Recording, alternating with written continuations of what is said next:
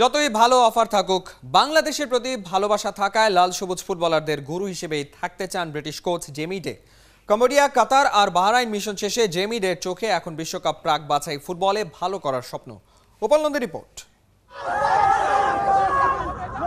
শিষ্যদের হাতে ধরে শেখান সবকিছু, সে কারণেই কিনা জেমি ডের ছোঁয়ায় পাল্টে যাওয়া বাংলাদেশের ফুটবলাররা। কম্বোডিয়াকে হারানোটা নতুন অধ্যায় শুরু, কখনো জাতীয় দল, কখনো অনূর্ধ্ব 23। সাফল্যের পরিমাণ যাই হোক, জেতার মানসিকতা গড়ে উঠেছে সুফিল মতিনদের। কাতারে 2 সপ্তাহের ক্যাম্প আর বাহরাইনে এএফসি অনূর্ধ্ব 23 বাছাই শেষ করে দেশে ফিরেছে ফুটবলাররা। এএফসি বাছাইয়ে বাহরাইন ও প্যালেস্টাইনের সাথে অল্প ব্যবধানে পরাজয়, শ্রীলঙ্কার বিপক্ষে জোড়া গোলের জয়। এই টকবকে ফুটবলারদের হাতছাড়া করতে চান না জেমি ডে। বাংলাদেশে আসার পর থেকেই আমার ভালো লেগেছে।